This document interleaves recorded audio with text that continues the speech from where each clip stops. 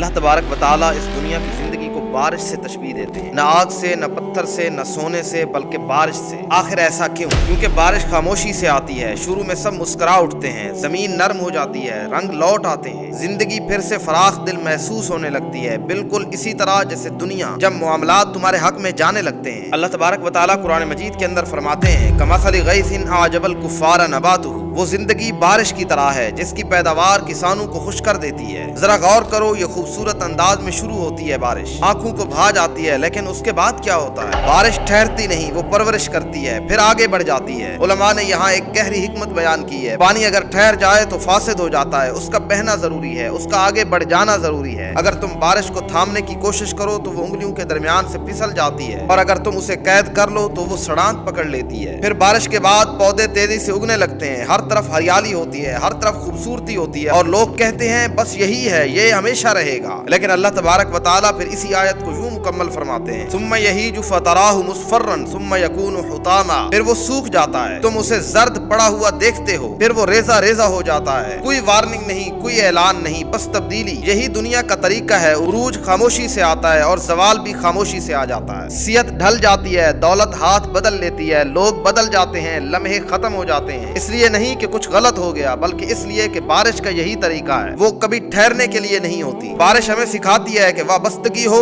मगर फरेब के बगैर, उससे लुत्फ उठाओ, उससे फायदा उठाओ, उसे अपने बाग को सरसब्ज करने दो, मगर अपना घर बादल के अंदर मत बनाओ। अल्लाह ने बारिश ही को क्यों मिसाल चुना? क्योंकि बारिश सब पर बरसती है, शुक्रगुजार पर भी, नाशुक्रे पर भी, मोमिन पर भी, मुनकिर पर भी। दुनिया कदर कीमत का पैमाना नहीं, ये सब के लिए एक मुश्तरका आजमाइश है। तो फिर क्या होता है? कुछ लोग बारिश से बाग उगा लेते हैं और कुछ सिर्फ भीग कर रह जाते हैं। बारिश वही है, दुनिया ये जाहिर कर देती है कि तुम अपने अंदर किस किस्म की मिट्टी उठाए हुए हो। नबी अलैहिस्सलाम ने हिदायत को बारिश से तशबीह देते हुए फरमाया, अच्छी जमीन उसे जज्ब कर लेती है और फल फूल जाती है, चट्टान उसे रद्द कर देती है और वैसे ही सख्त रहती है। मसला बारिश का नहीं, मसला कबूलियत का है। तो फिर याद रखो कि जब तुम्हारी जिंदगी बारिश की तरह है, तो जब तुम्हारी जिंदगी में कोई खूबसूरत चीज दाखिल हो तो आहिस्ता से दिल में कह लो कि ये बारिश है, मेरा घर नहीं। शुक्रगुजारी उसे मीठा रखती है और वाबस्तगी उसे तकलीफ देह बना देती है। अल्लाह तबारक व तआला दुनिया को बारिश से तशबीह देकर हमें तवाज़ुन सिखाते हैं। कतरों को महसूस करो, चीजों को बढ़ने दो, लेकिन नजर आसमान पर रखो, क्योंकि बारिश कभी मंजिल नहीं हो।